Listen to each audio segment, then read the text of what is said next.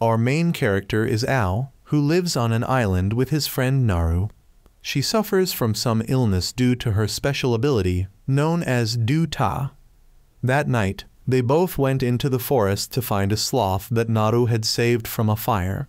He wanted her to leave it in the forest, but she felt it would be dangerous for it to be alone without a family. Ao found it and brought them both home, while he had to go pick the remaining mangoes. He wanted Naru not to go out at night, but she said if Ao wasn't back by a certain time, she would call the police. Meanwhile, a young man named Gazel was transporting goods for the Japanese military with two friends who were suspicious and distrustful of the equipment given to Gazel by the Japanese military. While testing the device, their vehicle suddenly malfunctioned, causing him to crash toward the beach, nearly hitting Ao. Gazel was angry, not knowing what Ao was doing there, but Ao claimed he almost died because Gazel didn't know how to drive. His friend came to stop Gazel because they still had work to do. As he went back to get the cargo, Ao accidentally obtained some kind of ring. Suddenly, one of Gazel's other friends discovered that his vehicle's engine was severely damaged in a way they'd never seen before. He knew Ao lived at Mr. Fukai's house, who had parts for this type of vehicle, so he wanted Ao to hand over some parts. Suddenly, Gazel's broken vehicle showed strange reactions, and moments later it exploded, creating a pillar of brilliant energy visible across the island. Ao ran ahead while the friends wanted Gazel to escape before things got more chaotic. A satellite in space accidentally caught the signal from the earlier explosion and knew something would definitely happen. Ao managed to run home to let Naru know he was okay, but she knew something big had happened. Gazel and his group had to escape after seeing a huge creature appear on the beach. Gazel wanted to escape immediately to avoid encountering Japanese forces in this chaos. Meanwhile, at sea, a warship recognized that the light emanating from the island seemed very dangerous. Ao was forced to evacuate with Naru and the sloth, and he accidentally saw something gigantic appear where the light was. They crashed on the roadside, and Naru didn't know what was happening. People were gradually being evacuated. Ao knew the thing from earlier was a die monster, and he was worried about what to tell his grandfather. When he got home, he found his grandfather preparing to go to the hospital. His grandfather wanted him to prepare for tomorrow's initiation ceremony. Ao just watched his grandfather leave without mentioning what was happening on the other side of the island. Meanwhile, Gazel's group successfully delivered their goods to the client, but realized Gazel was missing one item, the one Ao had taken. After dinner, Ao called Naru to check on her situation. He didn't dare visit her house because her father always disliked him. They argued for a while about Ao always using this excuse not to visit her house. After arguing, Ao gave up and hung up. The next morning, Gazel's group returned to the beach to search for the item, as the client gave them 12 hours to find it. Only a huge crater remained on the beach. Unable to find it, they thought Ao might have taken it. Gazel felt his group was in trouble because so much had happened in just one night. There were no sounds around except for the ocean. Meanwhile, during Ao and Naru's school initiation ceremony, two light pillars similar to the previous night suddenly appeared. The organization in space had prepared to send people down to deal with the situation. Ao, having lost track of his grandfather and Naru, went searching when a meteor fell. He tried calling, but the lines were down, and people wanted him to run away. But the strange thing from last night came back again and started destroying everything. He ran away helplessly, realizing humans couldn't fight back. Suddenly, the ring fell out and started glowing. When he picked it up, he remembered his mother had a similar ring. Gazel's group found him and demanded the ring back, but he resisted and refused to hand it over. Understanding Ao's stubbornness, Gazel decided to take him along, thinking they might be able to do something to save the island. At that time, the island's navy received a message from the National Guard that they must let the Japanese ship leave. The Japanese forces didn't want to get involved, so they would leave as requested. Some device on the Japanese ship had emitted a signal, and the sea monster suddenly turned its attention towards it. Gazel had informed Ao that this ring was the key to a Japanese weapon. He instructed to deliver it to them even though they were enemies, so they could fight the monster instead. But if the Japanese forces wouldn't help, they would steal that weapon. After identifying the ship, Gazel drove there intending to carry out the heist. He shot a grappling hook onto the ship, causing the Japanese forces to fire warning shots. Suddenly, the monster fired directly at the ship, causing it to sink gradually and dragging Gazel's group down with it. Al broke the glass window and fell from the car. He managed to grab onto the device on the ship, and Gazel told him since he had its key, he should go in and fight. He climbed in and started up the machinery to prepare for battle. Ao's grandfather was looking for him at this time and accidentally found Naru's family. Ao had sunk and wasn't very skilled yet, so he was just trying to figure things out when suddenly the ring synchronized with the machine and gave him control. He piloted the aircraft above water, and Gazel knew he had succeeded. Meanwhile, the space organization accidentally caught signals from the machine Ao was piloting, even though it had been missing for over a year. Ao had piloted the aircraft past the monster and transformed it into armor with a surfboard. He gathered his courage and charged into battle. Naru's father didn't like Ao's grandfather because he had saved Ao's mother and caused the island to suffer misfortune from that action. However, he believed the children weren't related to this matter, and neither was Ao. At this point, Ao was trying to fight the monster, but without weapons, he couldn't do anything. He had to lure it away to think of a counter-strategy. But the International Guard organization had just arrived and noticed that the robot's pilot was an amateur, because no one would lead the monster to that meteor. Ao just realized he had made a mistake bringing it here. However, thanks to bringing it here, the meteor had interfered with his energy and the monster couldn't determine his location. He then burst out of the smoke, causing it to charge and cut off one of the robot's arms. He caught it and used that arm to stab straight into the monster's head, destroying it. When he woke up, he found the islanders throwing stones at him because of his turquoise hair. He also received signals from the International Guard team, so he had to pilot the robot away. The girl piloting the green robot followed to search and accidentally found him floating on the water. She saved Ao, and since she didn't know he had piloted the robot, she had to let him go. When he got home, he heard that the military was questioning his grandfather because now Ao had revealed his nature and was reported by the islanders to have turquoise hair. He was startled to check the mirror and saw his hair color was now like his mother's years ago. She had also faced discrimination and had tried to dye this hair black. Meanwhile, Naru accidentally heard about Ao's problem and escaped from the infirmary. She found Ao at his usual spot, and he knew he was being hunted because of his hair color and because he was a foreigner like his mother. She wasn't disgusted by him, so he decided to show her the robot he had used to protect the island. He didn't intend to use it again because that would make him more hated. Meanwhile, the red aircraft was still at the meteor site when military helicopters happened to arrive. When calling back to her teammates, the girl piloting the red aircraft informed them she had gotten into trouble. Naru and Ao went looking for the sloth, but her father and others had surrounded and taken Ao away.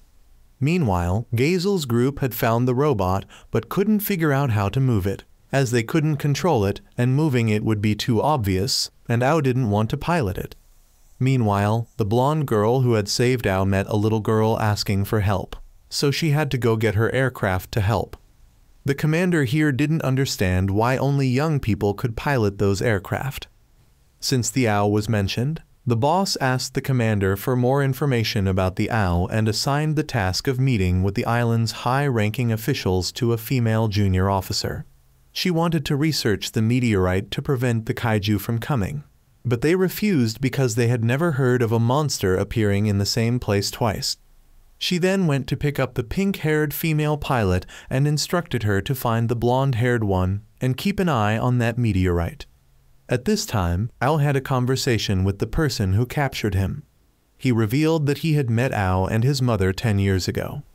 Naru's grandmother also told her about what happened in the past. 13 years ago, Ao's mother accidentally fell from the sky. When the Americans came, Ao's grandfather hid his mother away. Everyone thought both Ao and his mother were aliens or foreigners. Ao's side also heard that when he was 3 years old, the meteorite appeared near the island, so his mother was captured by the Americans. The meteorite then contracted, making people think his mother was the cause of the disaster. He believed he did nothing wrong, and these were unfounded accusations, but the people still hated him. Meanwhile, Gazelle wanted to find a way to save Ao, and he was going to do something crazy. The boss also came here because he wanted to meet Ao. Just as he went in to meet Ao, Gazelle and his friends accidentally crashed in and put Ao in the car in an instant. Coincidentally, the person who captured Ao was Gazelle's father. He opposed his father because he felt it was unfair to Ao. They had always treated him badly and blamed him, while they were the cowards who refused to accept this opportunity for independence. When he took him up to the sky, they accidentally encountered a larger kaiju up there. But Ao didn't want to fight and just wanted to go meet the grandfather. When he arrived, he saw that the grandfather's clinic had been burned down. The grandfather didn't allow him to hate them because ultimately, it was because they loved the island and wanted to protect it that they acted this way. He saw that the grandfather still kept photos of him and his mother. He changed his mind and wanted the grandfather to run away. He met up with Gazelle's group again and decided to fight. Meanwhile, the International Protection Team had to send people to fight with the kaiju ship. They informed the military that the monsters could neutralize basic human weapons like missiles, but weapons from robots could pierce through. The red aircraft transformed and fired a few shots first. The enemy fired back, but couldn't hit because she was near the meteorite. The blue aircraft also flew by and fired some shots. Then the enemy released 3 small monsters. Both split up to shoot them down and returned to positions near the meteorite to hide. They then released all the monsters to attack. Ao had now entered the robot because if he didn't fight now, he would regret it later. He remembered when his mother showed him the ring and told him that with this, the robot would remember him, and it did remember Ao's real name. He piloted the aircraft into battle, and during this time, Ao's appearance accidentally made him a target for the military. The boss's side tried to call Ao, but he didn't understand how to use the radio, so the robot set up the simplest mode for him to control. The 2 female pilots saw humans shooting at monsters excessively with jets and had to rush up, one behind and one in front. And this blonde-haired girl was the one called by the boss and asked to watch over Ao. He had now figured out how to transform into a robot and take out weapons, but he forgot about the missing arm and dropped the weapons. He accidentally went into the danger zone, forcing the blonde-haired girl to come save him. She brought him back to the ground and realized he was the person she saved before. She informed him that he had just entered the monster's activity zone. There would be an area surrounding their ship where they could act. Since they were now on the ground and out of range, they wouldn't attack randomly. She wanted him to stay put while she returned to fight. He didn't want to sit idle, so he asked her and her teammate to lure away all the monsters while he would charge at the main ship to destroy it. This female officer didn't trust an amateur piloting a broken robot like him, but the boss was willing to bet on Ao. Both the blonde-haired girl and Ao could now communicate via radio, and Ao only had over a minute to deal with the ship. He flew behind her and received the weapons she dropped. Since Ao's robot was the first generation, he could be compatible with all weapons from other robots. He sprayed bullets all over the ship, and by the time the monsters discovered it, he had reached the engine and fired into it, causing everything to explode. That day, Gazelle's group discovered the International Guard team doing something with the meteorite. He had one friend act as bait and then snuck in with the other person. Both discovered the 2 aircraft taking out something from inside that looked exactly like what he had seen in the car the night before. The meteorite also stopped working. He immediately ran back to prevent Ao from being taken away. At this time, the female officer and the boss had gone to Naru's house to meet Ao's grandfather. They wanted to take Ao away for care, but the grandfather wanted to let Ao decide.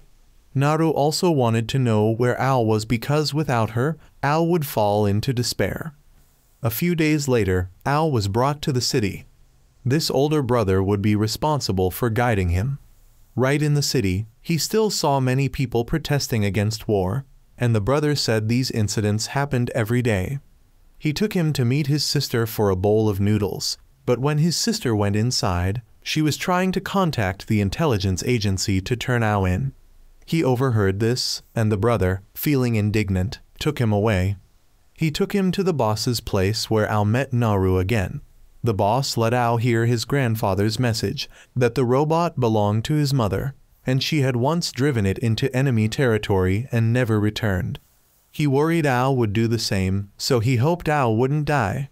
No one knew what happened to his mother, so he decided to join to find out the truth about her.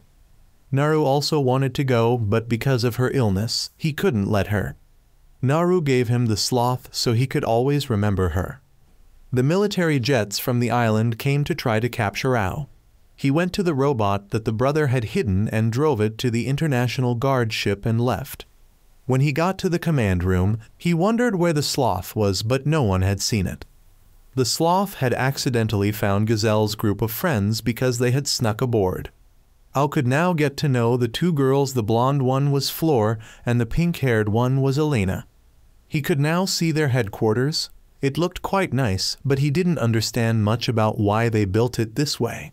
When arriving at the landing site, a whole technical team was prepared to maintain the aircraft, and Ao met Alex. He was the technical department head and needed to meet him. He said the arm would need 4 hours to fix, and he would adjust it to match his high-speed fighting style. The boss called him to follow, but he was worried about the sloth, so the boss said Officer Rebecca would look for it instead. She accidentally found 3 young stowaways who all fell straight towards her. She kicked Gazelle away, and he wanted to meet her commander. Ao was now being taken for examination. Analysis showed he differed from normal people in one point: his eyes, because they could see electromagnetic waves that normal eyes couldn't see, such as electromagnetic waves or ultraviolet rays. When he wondered about himself, the boss said he was completely normal. This hair color was just inherited from his mother. Flora then took him on a tour of the base and let him know there were many other pilots besides them. She led him to the dormitory area, but realized she forgot to ask her superiors about his quarters. Suddenly, the TV reported that the sloth was running around the base randomly, and I wonder how the sloth could run so fast. Ao was worried, so he decided to run and look for it. Meanwhile, Gazelle had gone to meet the chairman of this place and asked him about what he had people take out of the meteorite. He began to wonder if this organization was really a volunteer organization as the world knew it or not. The chairman found them interesting, so he would compromise. Ao at this time went to a crowded area and saw his sloth with another pilot team, while Fleur accidentally ran into Gazelle and his group who were going with Rebecca. He recognized her as the person who went with Ao, so he slipped away first. They just left without explaining anything, leaving Fleur not understanding what happened. While on the ship, Rebecca received news that a meteorite had fallen. Ao had now met this uncle's pilot group. Bruno was the leader, and these were all his members. The smallest girl here, despite her appearance, was the same age and considered herself Ao's senior. Suddenly Bruno received a mission and called the whole group to leave. They returned the sloth to him and then left with Bruno. Ao's group's boss came to the command room and discovered Gazelle's group there. The chairman said they would now be part of the organization. Ao was now brought to the dormitory by Elena and left waiting outside. Fleur came and wondered why he was at the girls' dormitory. He used Elena as an excuse, which made her wonder since when they had become so close.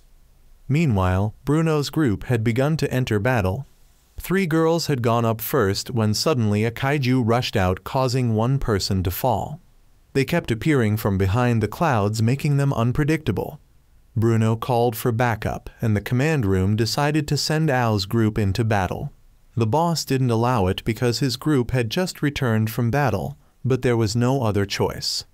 Fleur and Elena quickly received orders, and she told him that the organization originally just wanted to get his mother's robot back. So whether he wanted to continue with the fight or not was his choice, and no one would force him.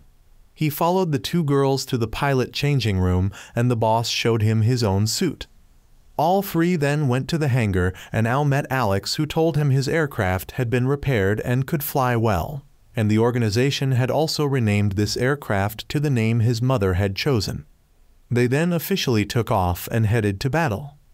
During that time, in the allied country that Al had just left, an arms trafficking boss recognized his subordinate was a traitor and had people point guns at him.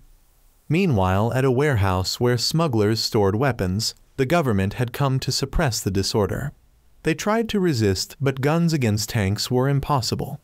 Back with the boss, this subordinate had dealt with all the guards, but this person still didn't know his true identity. Someone emerged from the swimming pool, but only saw a woman.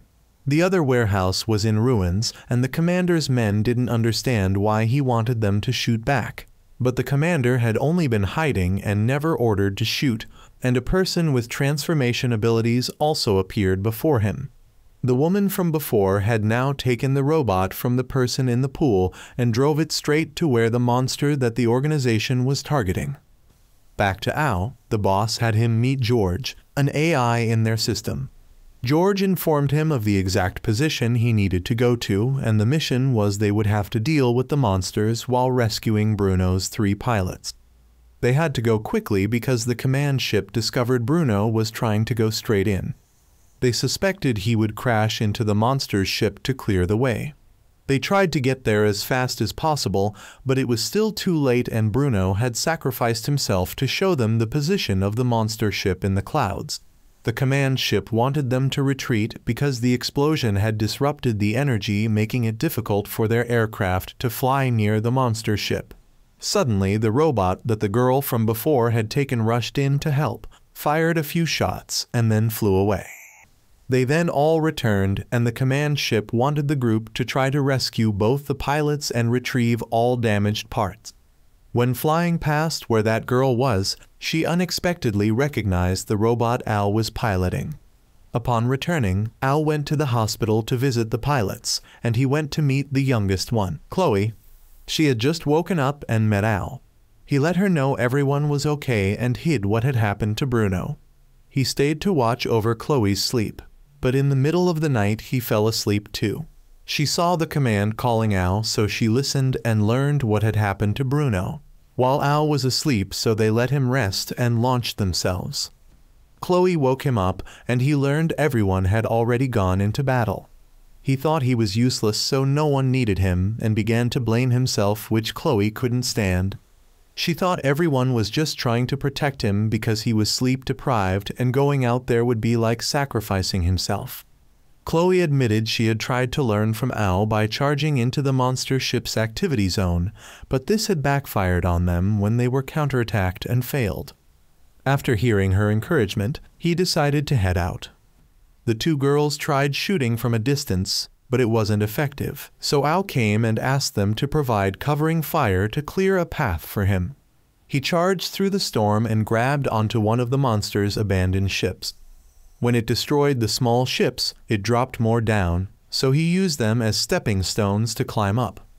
Once he got close, he just had to punch through the monster's head and successfully destroyed it. Upon returning, he received praise from the boss. The next morning, he saw people coming to clean up Bruno's belongings. When he went to look, he saw that Bruno had always put the group's children first, and worked with the principle that it wasn't time for children to die. He was heartbroken that such a good person had passed away. Meanwhile, the girl with transformation abilities had come to attack the organization's entrance. She transformed continuously from one form to another and finally returned to her true form, a white-haired person who called himself Truth. Truth kept advancing toward the base, raising his hand like a gun, and bang, explosions kept happening without clear reason. Soldiers had to come to stop Truth, but he just destroyed the main gate and proceeded inside. Police who were dispatched to stop the intruder were all simultaneously blown away by the explosion. The commander called Al and requested both him and Fleur to stay in the room, and someone would come to pick them up. Fleur complained about having to stay in a boy's room, but she had entered there first without anyone forcing her. The commander also asked if Elena was with them because he had tried to contact her through emergency channels with no response. The superiors were discussing this intruder and would consider this attack as a declaration of war. And even though there was only one intruder, this couldn't be considered a minor matter. The superior then went out to inform Rebecca that the first priority was to ensure the pilot's safety, and depending on the situation, they might have to self-destruct the entire base. We then met Mirror, who was a fairly famous singer at this base and was supposed to have a performance, but it was now cancelled due to the attack. Her co-performer wanted her to evacuate soon, but she told them to go ahead because she had something to do. Mirror checked the base's cameras and discovered Truth seemed to be approaching this place. But when she looked up, he was already on stage. Soldiers ran out to stop him and asked where he came from. He didn't answer, but just said he would dedicate this performance to everyone in the base. He then grabbed the mic, jumped up and fired a shot that blew away all the soldiers. He then asked Mirror what she was doing here, and upon hearing she was a singer, he passed her by and left. Mirror later heard through radio communication that soldiers were gathering to protect the shelter, but Mirror realized Truth wasn't targeting that place. Gazel was vomiting violently when suddenly the bathroom exploded. Truth kept advancing while soldiers, in pursuit of him, didn't notice and stepped on Gazel and his friend. They cornered Truth, and he claimed they were preventing him from finding the world's secret. The command center noticed Truth was only going higher, not lower, so it seemed he was targeting the pilots rather than trying to maximize casualties. So the command center notified the engineers to get the pilots ready for battle. The chief engineer thought only one machine could deploy, but Rebecca thought one was enough, so she sent Al first. But just as he started the machine, Truth was right in front of him. He realized that Al was the person he had been looking for, and he also asked why Al was in that woman's machine. Al realized he knew his mother and became very angry. Rebecca pulled out her gun to threaten Truth, but he waved his hand and threw her away. Rebecca had to order Al to leave immediately. He started the aircraft and took off, but Truth still clung to the aircraft and noticed that Al was now using his mother's machine. He then transformed into a giant shadow, and no one heard anything more from Al. Meanwhile, the superiors had called Bruno's team back to fight after their rest period for injuries. They asked where Al was, and the superiors said something. Meanwhile, although Naru was sick, instead of resting, she sneaked away from her family to find her father's workplace. At this time, Gazel had also returned home to meet his father, who wanted Gazel to inherit his business, but he refused because his father had never treated him like a son. Additionally, he wanted to investigate the truth that the government was hiding from citizens before considering anything else.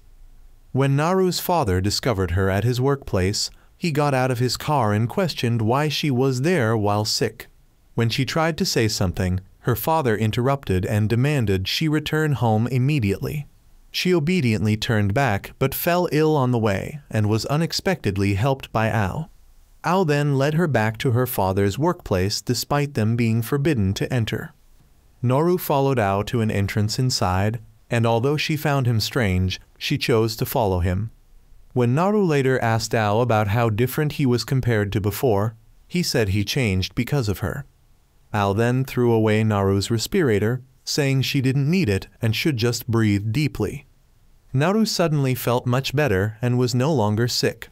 The cocoon in the middle of the construction site suddenly released glowing dust particles and helped Ao and Haru float up. But while enjoying it, Haru was awakened back to reality. Unexpectedly, another Ao appeared and told Naru to stay away from the other one. When she looked again, the person beside her had become Truth. He remembered Ao and only now learned Naru's name. Ao demanded he stay away from Naru, and soldiers arrived at that moment, but he made the ceiling collapse to block their advance. He then flew away with Naru but later dropped her near his car. Truth simply got in the car and left. Seeing Gazel also driving a flying car, Naru grabbed his hand to get in with him. Ao piloted a robot to chase Truth, and he thought that Ao's existence might be related to the world's truth. But unexpectedly, Naru's existence was even more interesting. While Ao believed Naru was just an ordinary girl, Truth said he was too naive. He then transformed into a giant shadow, and Naru suddenly realized this shadow had appeared and protected her in her dreams. She then jumped from Gazel's car, and Ao had to quickly run to catch her. But Naru deliberately avoided Ao because she believed she could fly. She landed safely but still needed Truth to hold her before she lost balance and fell off the cliff. Ao ran over to tell Naru to stay away from Truth, but she stood up to protect him instead. She knew Truth was the missing piece she needed, and just being near Truth would allow her to fly. Truth then teleported away with Naru. Ao tried to grab Naru but missed and woke up at the base. Elena and Fleur informed him that he had been unconscious for 3 days. Fleur reminded him that he and Truth had chased each other for quite a distance, but when they found him, his aircraft had crashed while Truth had disappeared. Truth was subsequently wanted by the organization, and Ao was relieved that everything he saw was just a dream. However, Fleur regretfully informed him that what he dreamed was real because Naru had indeed been taken by Truth. The government was now disappointed with the base where Ao worked, as they had invested so much money only to have a terrorist easily enter and destroy everything. The next day, while engineers were sighing with relief that everything had stabilized, they suddenly saw Ao's aircraft take off. The chief engineer had to rush out and jump onto the aircraft to cut power and stop him. Rebecca and the commander later suggested that their job wasn't to chase terrorists, but to deal with monsters before they exploded. The chairman had to come ask how they planned to punish Ao. The commander hadn't decided yet, so the chairman wanted Ao to only receive a warning this time since he had helped Bruno's team before. The chairman saw the pilots as his children and didn't want to be too harsh. Fleur seemed touched by the chairman's words. The next day, while Ao was walking around, he discovered he was being followed wherever he went. Someone was tracking him. While passing by Fleur's place, Gazel also stopped by. Ao wanted him to stop following her and angrily left. Fleur wondered about him following Ao, and he revealed that he was ordered by the chairman to monitor her, but not secretly, rather openly like this to put pressure on Ao. He also knew Fleur was the chairman's daughter, and she had a poor relationship with her father, just like Ao. Soon after, a new mission appeared in a desert. The entire organization received the information early and deployed Ao's team. The chairman received a call from the minister at this time, so he went to his office to answer. The minister criticized his organization for letting a team leader die and allowing a terrorist to cause chaos in the base. The president couldn't help them because other officials were pressuring him during the election process, so their only way to prove their worth now was to handle what had just fallen into that desert. The commander was now working with Rebecca to outline the necessary strategy for this mission. Ao just learned that the chairman had sent someone to monitor her so much for treating pilots like children. What a lie. He also just learned that Fleur was the chairman's daughter. They then suddenly received information that the monster appearing this time was very similar to the type that appeared many years ago. It could cause continuous thunder and lightning in the sky and was very dangerous. Unexpectedly, superiors informed the commander to abort the mission by the chairman's order. The commander didn't want to disobey, so they turned back. They landed near some ruins, and Fleur knew that some organization was pressuring her father, and an organization big enough to do that must be the US government. George informed that the locals were currently protesting against the US government, with tensions so high that both sides were on the brink of war. So if they stirred up anything about the monster and caused an explosion, it would trigger war. Ao remembered what happened to her homeland and angrily argued that if they left things as they were, the people here would die. He then ran away and Fleur decided to follow him. They later met at an abandoned house. Fleur had heard about Ao also hating her father, so she felt they were very similar, saying she also hated her father. Ao wondered why she hated the chairman but still worked here. She told Ao that 5 years ago, she and her mother were involved in a terrible accident. At the hospital, doctors could only save one of them, so her father chose to save her instead of her mother. She understood that if her father had chosen to save her mother, she would have died, but she still hated him for making her live with this burden. The commander later found both of them and showed them the news the monster had caused significant damage to locals here, so the world had pressured and requested us government help these people.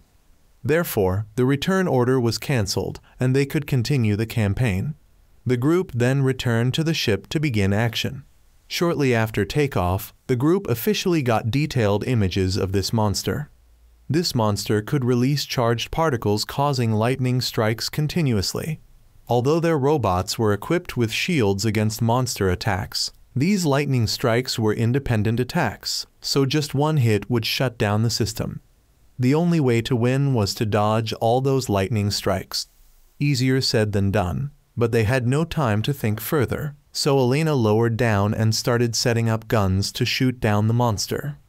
Ao and Fleur also quickly approached it so Elena could continue firing, but they discovered the monster was preparing to release lightning over a large area, so both had to retreat.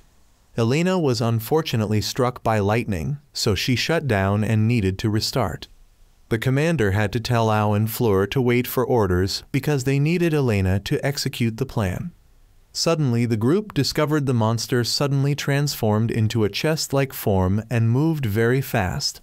Through calculations, they realized the monster intended to charge straight into the cocoon and fall right there. It was expected that many people would die if the collision occurred. The commander ordered everyone to return since they couldn't do anything more, but Ao refused and believed there was still a way. Before he could act, Fleur had already flown off. She flew up to the cocoon and wanted to prevent the collision. Ao came to help her. He also wanted to help her get revenge on her father by surviving to punch him in the face.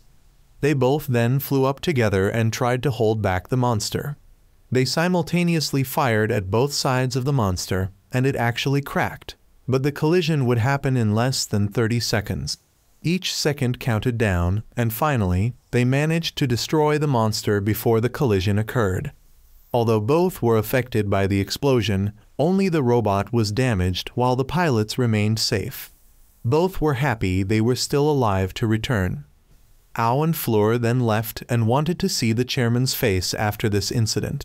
However, they immediately discovered that the footage on TV was faked by people at the base to deceive the US government.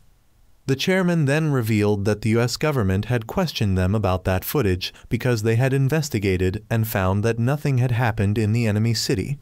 But the chairman had reported back that they didn't know, and now the chairman needed the commander to help explain why they returned late. He just said the ship's engine was damaged, causing the delay, and that they hadn't intervened. Fleur and Ao then realized that the chairman had staged that footage to help them continue their mission. So basically, the chairman had saved many people. When the commander returned with Rebecca, they saw that Ao and Fleur had become much closer. Later, the Japanese military was planning to test a simulation of an artificial cocoon to help Japan rise to world leadership, as Japan had now been isolated by the Alliance and US government who refused to share information with them. While their economy remained stable, their military had fallen far behind other countries. Although the military wanted to develop strongly, they knew the citizens would certainly not support this as they only wanted to live in peace. However, they still saw this as necessary, so they decided to buy information from a hacker group about secret documents related to the cocoon that the US government had hidden. However, this plan of the Japanese military was leaked by an insider.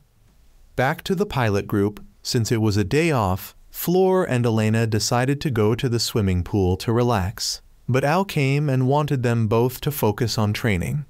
However, Fleur argued that swimming was also training, and she knew Ao was anxious to rescue his girlfriend Haru, and his unwillingness to join swimming was perhaps because he couldn't swim.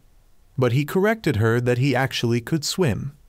Meanwhile, the chairman had informed the commander about the Japanese military's intention to experiment with creating monster cocoons, and Ao's team's upcoming mission would be to secretly recover that cocoon from the Japanese military.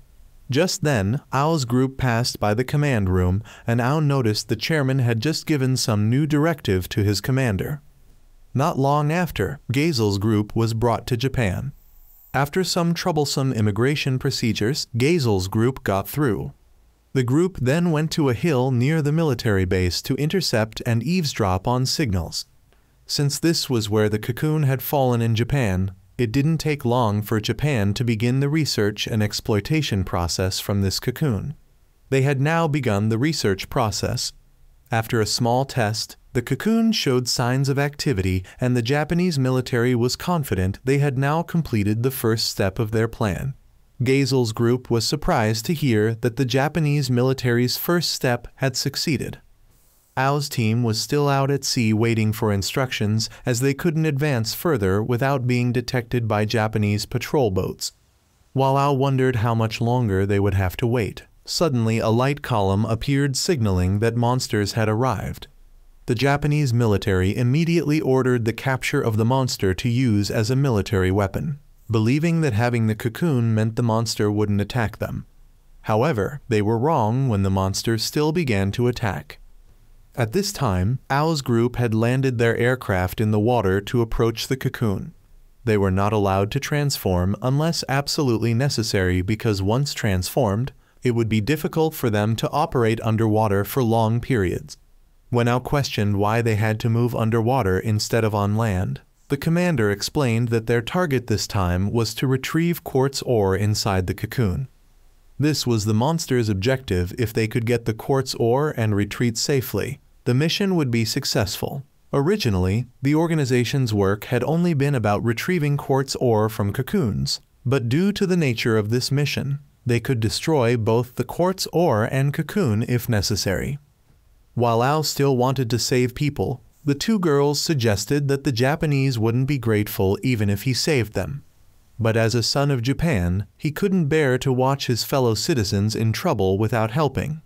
As Ao had rushed ahead, the commander could only tell the two girls to continue with their mission. The Gazel group no longer wanted to eavesdrop and preferred to go straight into the military base to get information. Suddenly, Ao shot up from underwater. He had observed around the base and saw that the explosion only occurred in one place, so the monster must be there.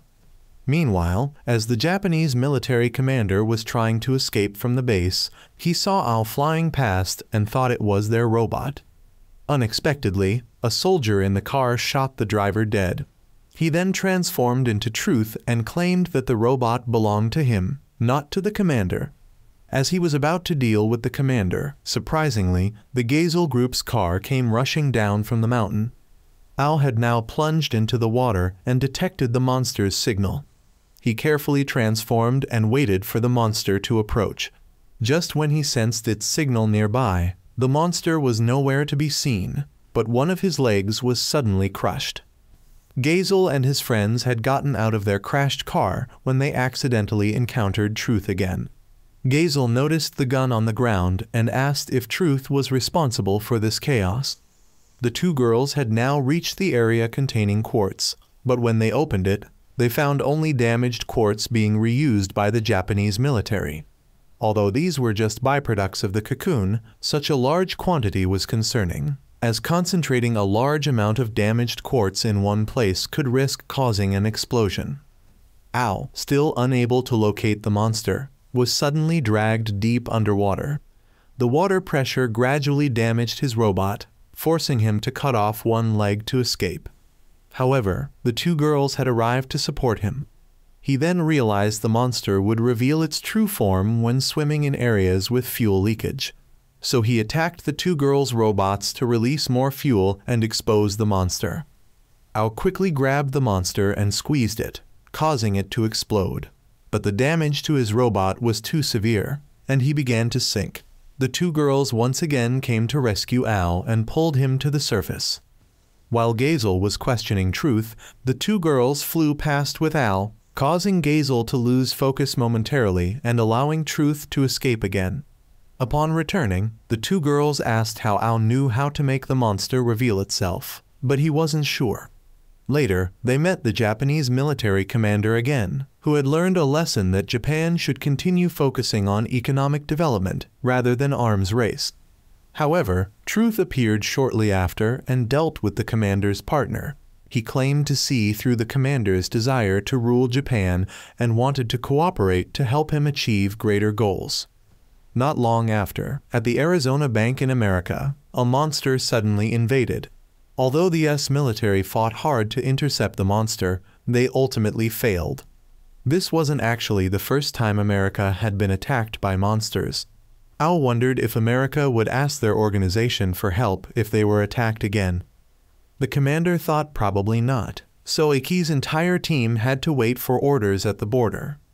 Gazel and Rebecca were discussing with a US government official to get the US government to accept help from their organization.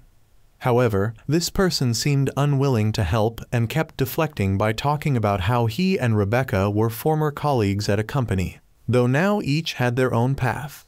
While working for the military, both had once eliminated an entire country during a conflict on an island.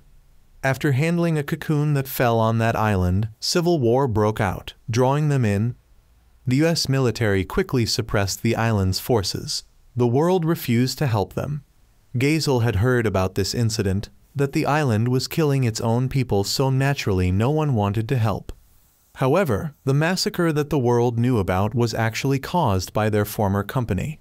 They believed it was necessary for the world to develop as it has now. There was no right or wrong about any individual's fault. It was an action that all participants had to take responsibility for. Rebecca noticed he hadn't changed at all since then, while she hoped she had changed enough to make up for past mistakes. But he still thought she was doing similar work to what she did back then. While Al was waiting for orders, Naru's sloth suddenly brought him a book about the Pied Piper of Hamelin. Al realized the team's name was based on the Pied Piper, so he wondered about its meaning. The two girls said the commander named the team so only he would know the meaning. George then transformed into a literature teacher and explained the meaning of the Pied Piper story. Al didn't want to listen, so he took the sloth away, and when he returned, George was still talking.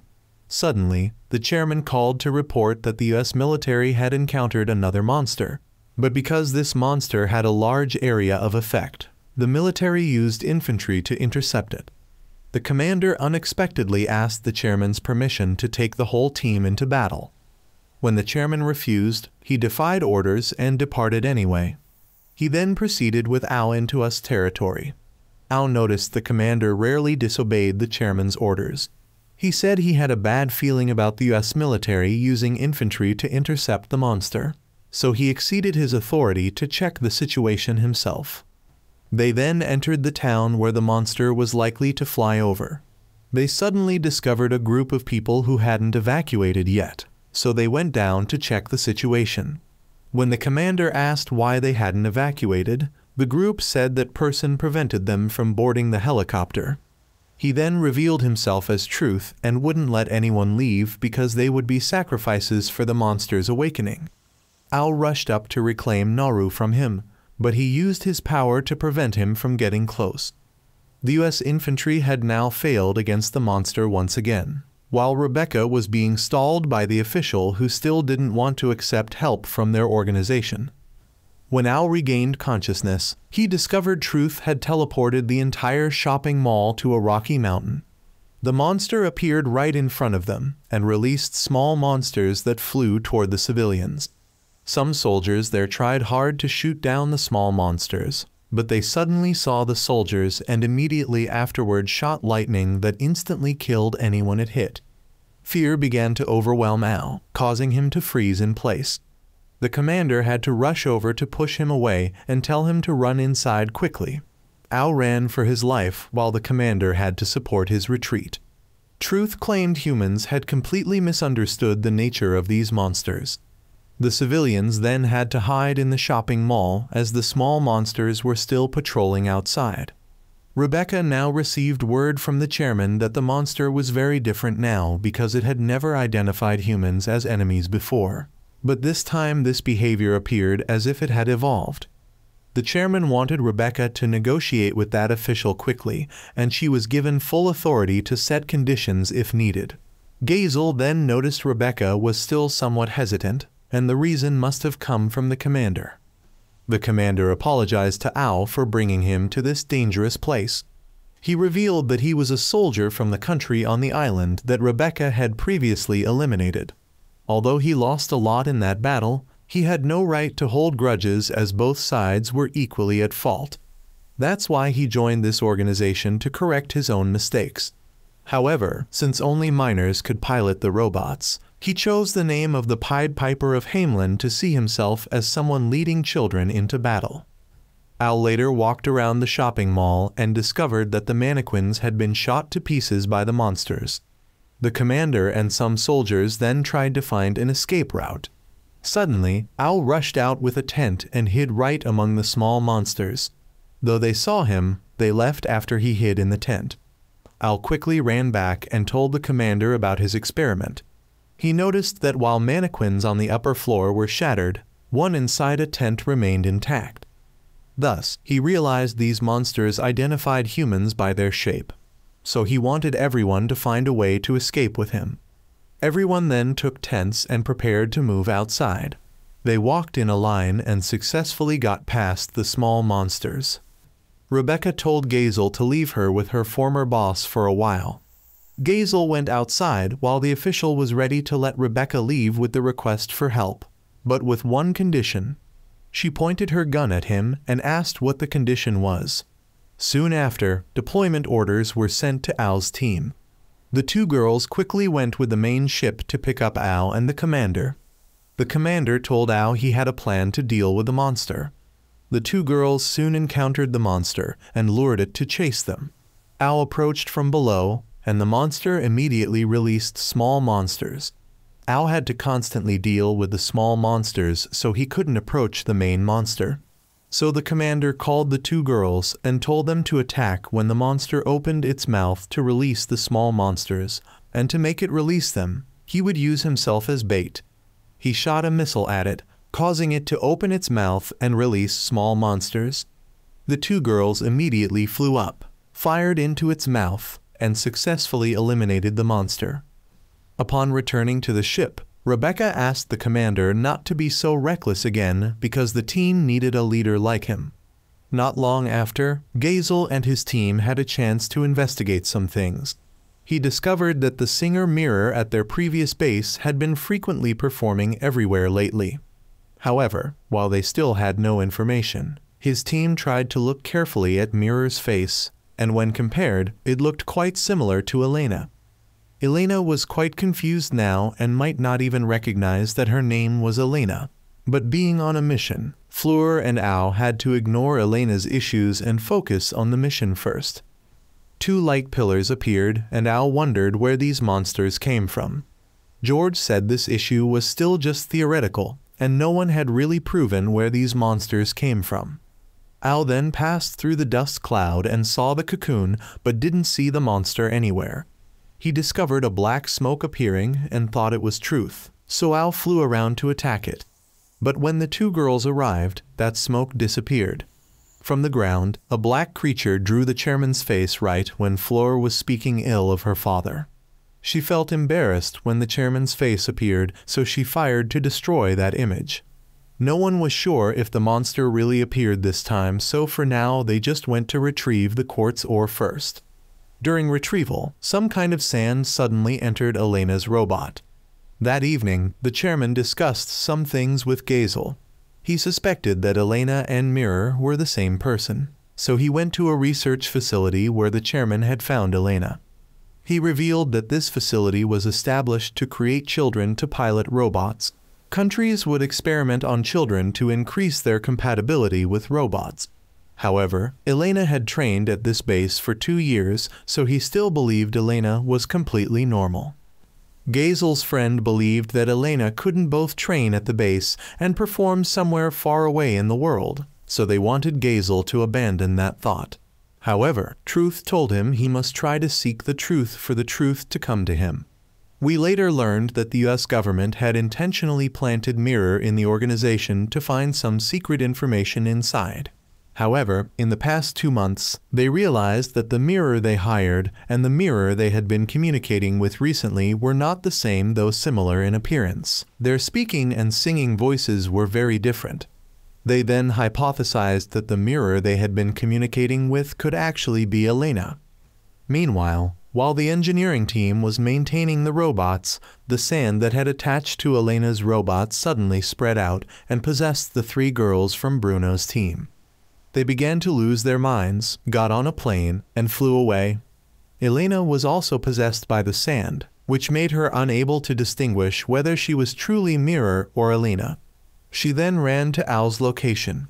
While he still didn't know what the smoke he encountered was, Elena ran in and hugged him, causing him to also get affected by the sand and follow her. The commander then discovered that the 3 girls from Bruno's team were suddenly flying in the sky and then abruptly fell. The engineers had to cut their power and go in to subdue and sedate them to stop their hallucinations. Floor experienced a similar situation and was also sedated to prevent resistance. They later found that the cause was this sand, which had properties similar to the fuel they used for robots. This only affected children whose brains had been modified to control robots. They wondered where Ao and Elena were, as Ao's case was naturally modified brain rather than through artificial experiments like the others. Elena had taken Ao to watch Mirror perform. Mirror's colleague came and wondered where she had been all this time, but she shot her 2 colleagues and told Elena to leave together. She wanted to get Ao out of this base because she believed they had been deceived there. They got into a car to try to escape the base, but the commander and soldiers blocked the road ahead. Ao's hallucinations had changed at this point, and he began to see Elena and Mirror as his mother and Naru, causing Elena to suddenly pull Ao out of the car and tell the commander to shoot down that vehicle. He had the soldiers open fire and burn Mirror in the car. We now know that the monster this time was that sand it had transformed into Mirror to deceive Elena. Meanwhile, the chairman had called Gazel back and told him to stop investigating. The U.S. military personnel had investigated Elena and found the house of the nanny who had taken care of Elena.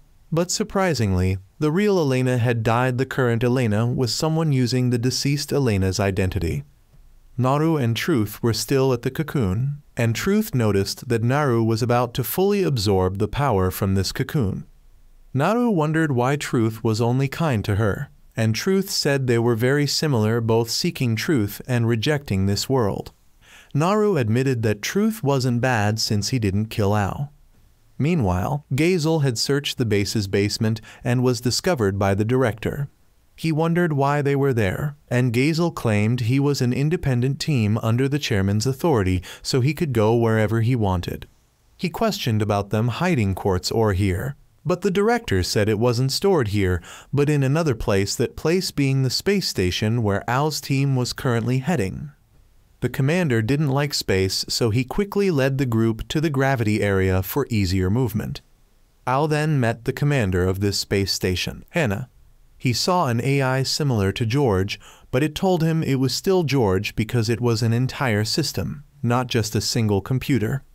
Meanwhile, the Japanese military commander had met Truth again.